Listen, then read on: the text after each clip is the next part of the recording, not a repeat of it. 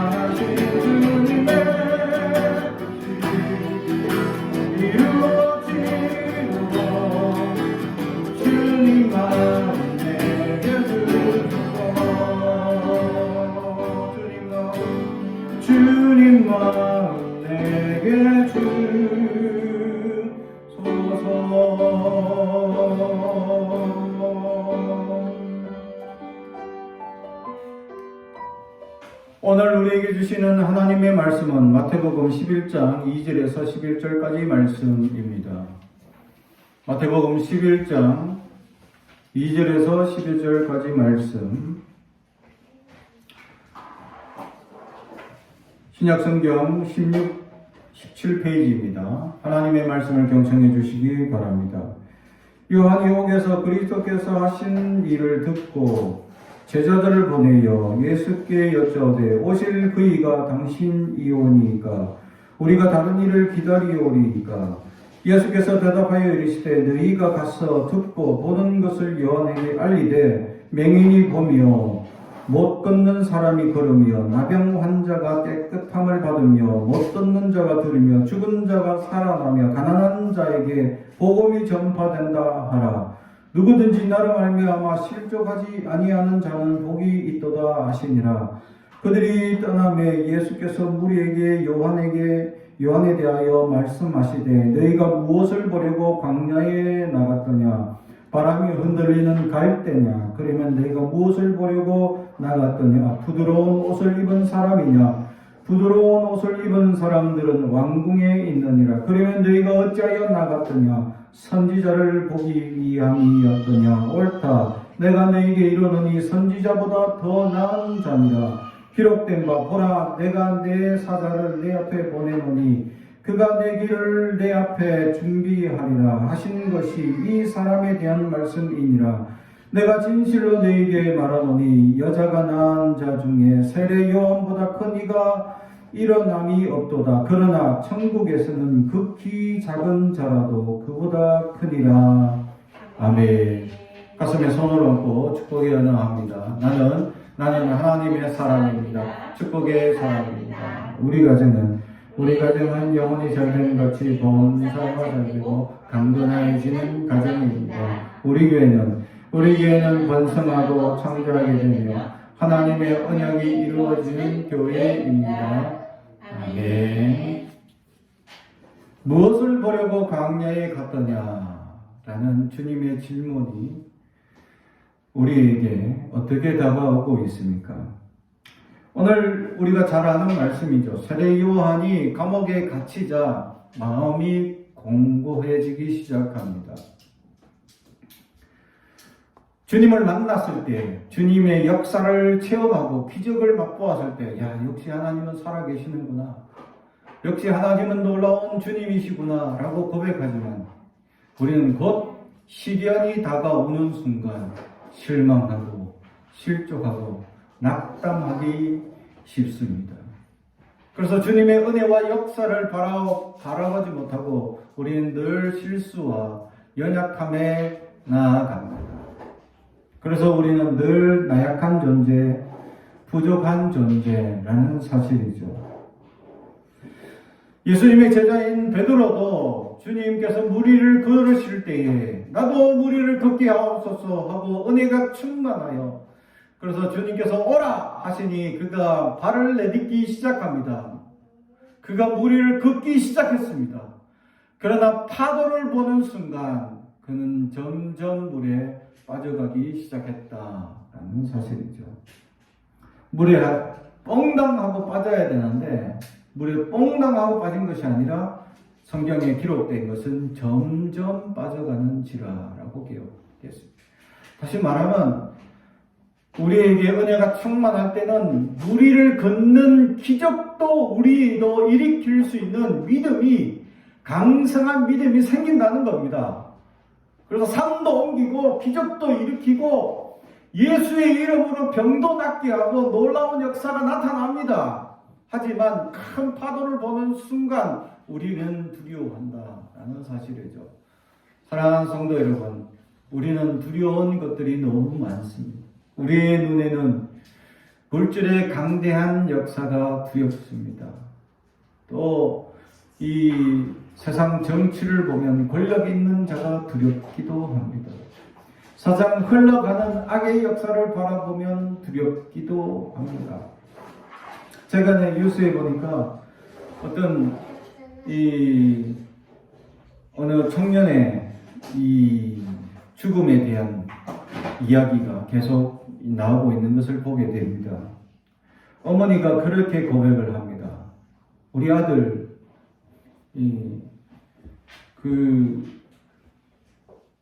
노동을 하는 가운데 아무도 자기의 고통을 건져주지 못하는 홀로 그 일을 감당해야 하는 그 아들.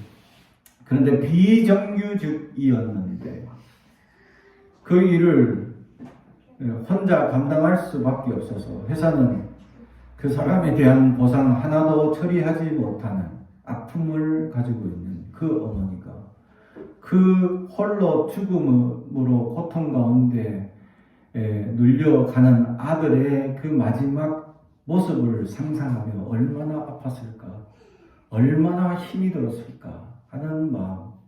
그와 함께 이 아들이 이 죽음으로 몰아가고 또 사회 구조가 이것을 제대로 처리해 주지 못하는 형편을 바라보며 돈 없는 것이 과연 죄입니까? 라고 탄원하는 음성을 들을 때 정말 가슴 아픈 이야기다라는 사실이죠. 그렇습니다. 세상에 수많은 흔들리는 사건들, 또 수많은 역사들, 수많은 이야기들이 우리 귀에 들려옵니다. 몇 년 전만 해도 우리는 바닷속에 우리의 자녀들을 묻어야 했던 가슴 아픈 부모들의 이야기도 알고 있습니다. 제가 저희 친척 가운데 벌써 20년 전에 이 사촌형을 잃어버린 그 이모의 마음을 보면 지금도 잃은 자식의 마음에 20년이 흘렀는데도 불구하고 가슴을 치며 통곡하고 애곡하고 있는 그 이모님의 마음을 보면 늘 가슴이 아팠습니다. 그분은 제가 바라볼 때마다 제가 만날 때마다 그 형을 생각하며 돌아가신 그 형의 모습을 기억하며 눈물 훔치는 모습을 보게 됩니다. 늘 가슴 한곁에 죽은 아들의 생각이 가득 차 있었다라는 사실이죠.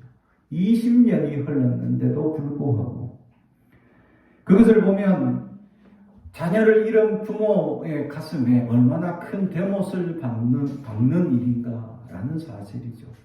그런데 사회 구조가 그것을 제대로 구조하지 못하고 사회 구조가 그것을 제대로 이런 어려움들을 해결하지 못하는 더 안타까운 마음에 부모의 가슴에는 더 많은 대못을 받는 고통을 겪고 있다라는 사실이죠. 이러한 환경을 돌아보면서 우리는 참 세상이 광야와 같다라는 것입니다. 광야라는 사전적 의미는 텅 비고 아득히 넓은 들을 의미합니다. 아무것도 없는 거죠. 아무것도 기대할 수 없고 아무것도 소망할 수 없는 그곳, 광야라는 거죠. 마치 이 세상이 광야와 같이 느껴질 때가 있습니다. 아무것도 없고 정말 아무것도 할 수 없고 커다란 권력의 벽에 무너져서 가슴을 쓸어내며 안타까워하는 그러한 이 백성들의 눈물이 많은 것을 보게 됩니다. 우리는 마치 광야를 살아가고 있지 않나 생각해 봅니다. 이런 광야 가운데 살아가는 사람들, 왜 우리가 광야라고 느끼며 이 고통 가운데 살고 있습니까? 그것은 우리의 믿음의 눈을 잃어버렸기 때문입니다. 세상을 바라보는 순간 주님을 바라보던 시각과 주님을 바라보던 우리의 향했던 지향했던 마음과 우리의 기울임과 우리의 모든 쏠림이 주님께 있던 것이 세상에 바라보는 순간 우리는 시험이 오고 우리는 환란이 오고 많은 근심과 걱정이 찾아온다라는 사실을 알아야 합니다.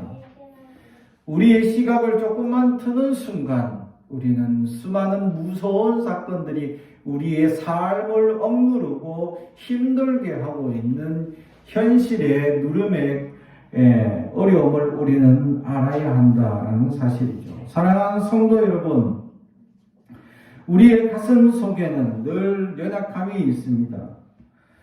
우리의 나약함 속에 우리는 주님을 바라보는 우리의 시각, 믿음을 저버리고 세상을 바라보는 순간 수많은 근심과 걱정이 우리를 엄습함으로 우리는 결국 강야와 같은 세상이라고 느끼기 시작한다는 사실이죠. 아무것도 없고 정말 어렵고 힘든 이 괴로운 세상을 바라보고 있는 우리의 삶을 보게 된다는 사실이죠. 세례 요한이 그와 같은 강야의 같은 마음으로 텅 빈 마음으로 주님이 정말 오실 리가 그인지 다시 한번 확인하게 되는 연약함에 빠져버린다라는 사실입니다. 그렇습니다. 세례 요한이 어떤 자입니까? 오늘 성경에 주님께서 세례 요한에 대하여 말씀하기를 여자가 낳은 자 중에 그보다 큰 자가 없다라고 표현하고 있습니다. 그만큼 세례 요한은 대단한 믿음의 역사를 이룬 선지자, 마지막 선지자였다라는 사실이죠. 그럼에도 불구하고 그에게는 주님을 지향하고 주님을 만났던 감격이 삶의 무게에 지쳐지고 지금 감옥이라는 이 광야라는 상황 속에 갇혀진 곧 자기는 죽을 수밖에 없는 그런 어려운 환경 속에 그는 내적인 갈등이 일어나고 있습니다. 과연 오실 이가 주님이 당신이 맞는지 다시 한번 확신하고자 그는 자기를 따르는 제자들을 주님께 다시 보내기 시작합니다.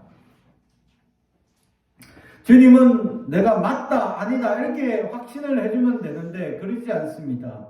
우리에게, 그 제자들에게 말씀하기를 이사야 말씀대로 메시아가 오시면 이런 일이 일어날 것이다 라는 것을 예언하고 있는 그 말씀을 통하여 내가 본 그대로 전하는데 그 이사야 말씀대로 이루어진 일들을 보고 그대로 전해라 라고 말씀을 전하고 있었다라는 사실이죠.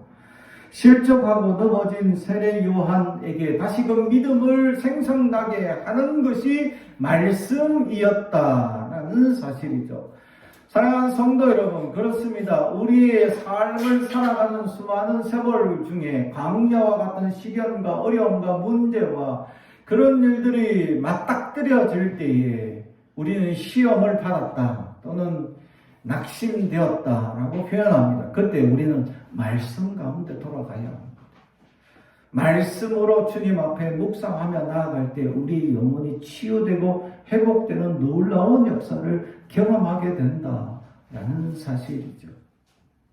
미국의 유명한 신학자가 유니온 신학교에서 교수로 말씀을 열심히 가르치다가 결국 교수에서 파직되고 그는 시골 가난한 동네의 고아원에 내려가서 그냥 아이들을 돌보며 자기가 꿈꿔왔던 정말 이 목회자를 양성하는, 깊은 영성을 가진 목회자를 양성하는 그런 이 수많은 제자를 키우고자 했던 소망이 끊어진 그에게, 그는 어린 아이들을 이 가르치고 그냥 지도하고 돌보는 일에만 전념하던 그중 그는 광야에서 결국 하나님을 만나게 되었다라는 고백을 하게 됩니다.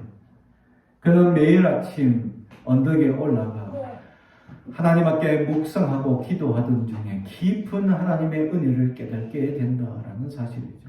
그가 신학교에서 수많은 목회자들 양성하고 가르치는 중에는 하나님의 그런 깊은 은혜를 깨닫지 못했는데 자기가 낮은 자리, 또 연약한 자리, 광야와 같은 시련을 겪는다라고 생각하는 그 순간 주님은 찾아오셔서 크나큰 은혜를 주시고 그 큰 역사와 은혜를 이 책으로 엮어내 깊은 영성을 전달하자 미국 온 교회에 그의 영성의 책이 많은 사람들에게 영감을 주는 책이 되었고 결국 그는 다시 신학교의 영성신학자로 초청되어 갔다라는 사실이죠.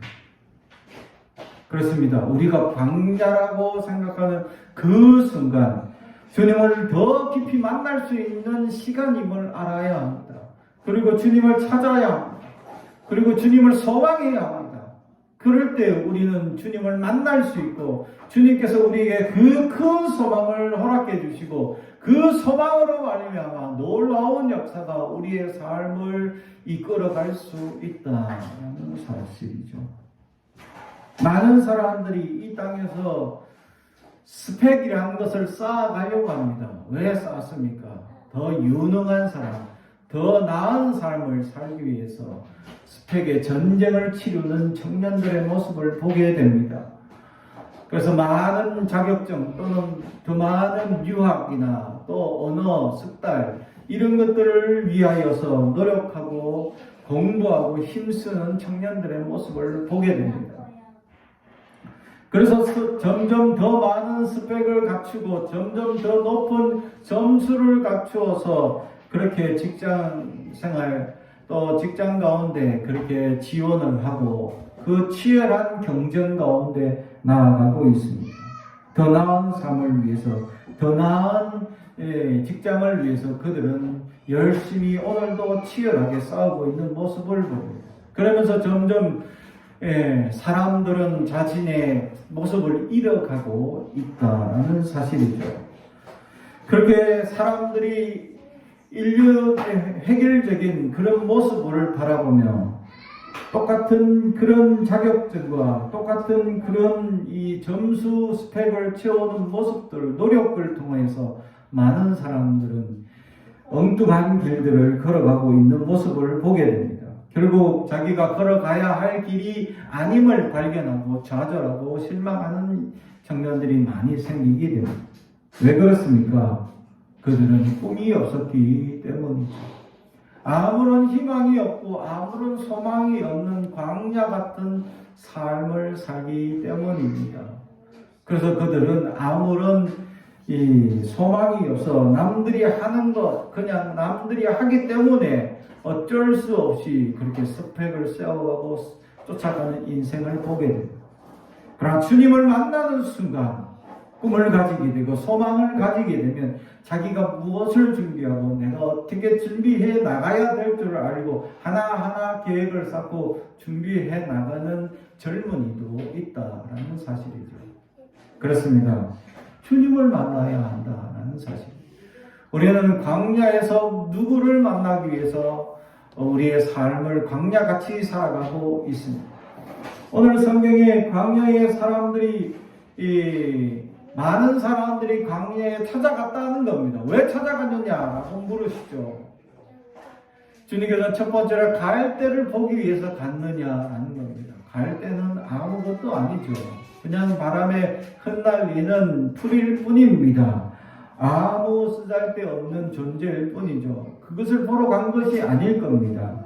그래서 두 번째로 주님께서는 부드러운 옷을 입은 자들을 보기 위해서 광야로 가느냐라고 묻습니다. 그런 부드러운 옷을 입은 사람들은 왕궁에 있다라고 답변까지 말씀해 주시죠. 광야에는 정말 아무것도 없다.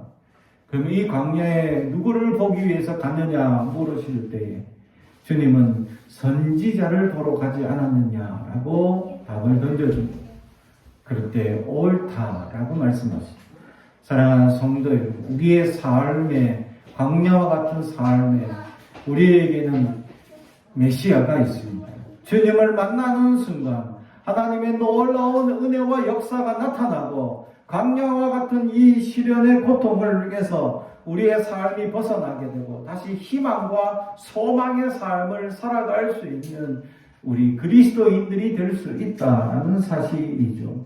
다시 말하면 아무리 좋은 왕궁에 살고 아무리 좋은 아파트에 살고 아무리 좋은 것을 가지고 있다 한들 예수가 없으면 광야에 사는 것이나 마찬가지입니다. 그러나 광야에 살고 있더라도 예수를 만나는 순간 우리는 모든 것을 가진 것이나 마찬가지입니다. 사랑하는 성도 여러분, 여러분 안에 그 예수의 생명력이 있느냐라는 사실이죠. 이 땅에 죽어가는 수많은 사람들이 죽어가는 것들, 멸망시키는 것들만 쫓아가고 있다는 사실이죠. 생명이 되신, 참 생명이 되신 예수를 쫓아가는 마음을 우리는 잊어서는 아니 된다는 사실. 예수님만이 우리의 참 생명이 되시고 예수님만이 우리의 모든 능력이 되심을 우리는 잊지 않아야 됩니다. 우리 안에 모든 것을 가능하게 하시는 분도 예수님이시기 때문입니다. 세상에서는 할 수 없다, 안 된다 하는 일도 예수님을 만나는 순간 다 가능하게 된다라는 사실이죠. 사랑하는 성도 여러분, 이 예수를 우리가 만날 수 있어야 한다라는 사실입니다. 우리 안에 예수의 생명이 흘러가게 되면, 우리 안에 예수의 생명이 넘치게 되면 예수의 소망으로 가득하게 되어 우리는 비록 광야와 같은 험한 세상에 살고 어렵고 힘든 현실 속에 살고 있더라도 우리는 천국에 사는 것이나 마찬가지입니다. 사랑하는 성도 여러분, 여러분은 지금 어디에 살고 있습니까? 어디로 나아가고 있습니까? 지금 광야에 같은 삶을 살고 있다고 느끼고 있습니까? 그렇다면 반면 내 안에 예수의 생명력이 있는지 다시 한번 자신에게 물어보시기 바랍니다. 예수의 생명력을 가진 이들, 삶을 변화시키는 그들은 세상을 변화시킬 놀라운 능력의 사람이 될 수 있음을 오늘 성경은 우리에게 가르쳐 주고 있습니다. 세례 요한도 실족해서 마음이 무너져서 예수님께 다시 확인하여 찾아와 제자들을 보내야 했습니다. 그리고 예수님 예수님을 통해서 제 대답을 들어야 하는 연약한 사람임에도 불구하고 예수님께서는 세례 요한에 대하여 여자가 낳은 자 중에 이보다 큰 자가 없다라고 얘기할 만큼 그는 위대한 선지자라고 호칭해주고 있습니다. 사랑하는 성도 여러분, 우리도 실망하고 실족할 수 있습니다. 우리도 연약함에 빠질 수 있습니다. 우리도 나약함 가운데 몸부림칠 수 있습니다. 그러나 예수를 만나는 순간 우리로 위대한 선지자가 될 수 있음을 믿음으로 고백하는 저와 여러분이 되길 주님의 이름으로 축복합니다. 내 안에 예수의 생명이 있으면, 예수의 능력으로 가득 찬다면, 우리를 통하여 역사하시는 놀라운 역사가 나타나게 된다면 우리는 세상을 변화시키기도 남을 예수의 사람이 된다면 우리는 위대한 사람이 될 수 있음을 믿음으로 고백하는 저와 여러분이 되길 주님의 이름으로 축복합니다. 우리의 연약한 기도 한 소절이, 우리의 연약한 믿음의 고백 하나가 우리의 자녀들이 어떤 위대한 역사를 이루어 나갈지 우리는 알 수 없습니다. 우리의 자녀들을 보십시오. 아무것도 모르고 욕심만 부리고 먹을 것만 찾고 그렇게 엄마의 사랑만 품만 찾는 이 어린아이 같은 아무 생각 없는 아이들일지라도 이 아이들이 커서 어떤 위대한 역사를 일으킬지 우리는 알 수 없습니다. 우리는 맨손으로 와서 이 땅에 아무것도 가진 것 없이 살아왔지만 지금까지 하나님의 위대한 역사를 경험하며 살아왔습니다. 앞으로 살아갈 것입니다. 그 위대한 역사를 우리 아이들에게도 전해줘서 위대한 삶을 살 수 있는 자들이 될 수 있도록 한없이 축복하고 그렇게 광야 같은 삶 속에 주님을 만남으로 말미암아 위대한 역사를 이루어 나가는 자녀들이 될 수 있고 축복해 나가는 저와 여러분이 되길 주님의 이름으로 축복합니다. 기도하겠습니다. 사랑과 충이 가져가신 아버지 하나님 감사합니다. 오늘도 우리에게 말씀을 주시고 소망을 주시니 감사합니다. 우리의 삶은 늘 광야 같아서 연약하고 부족하고 나약하여 쓰러지기 쉽고 하나님 소망 없어 또 꿈이 없어 또 수많은 세상의 어려운 힘든 문제들로 낙심하며 쓰러질 때 많습니다. 하지만 주님 우리를 붙들어 주옵소서. 주님을 만나게 하여 주옵소서. 그래야 주님께서 주시는 힘과 능력을 소유한 자로서 이 세상, 험악한 이 세상을 변화시키고 이 연약한 세상을 주님의 빛과 소금을 감당함으로 놀라운 역사를 일으키는 위대한 삶을 살아가는 우리가 되게 하옵소서. 예수님의 이름으로 기도하옵나이다. 아멘.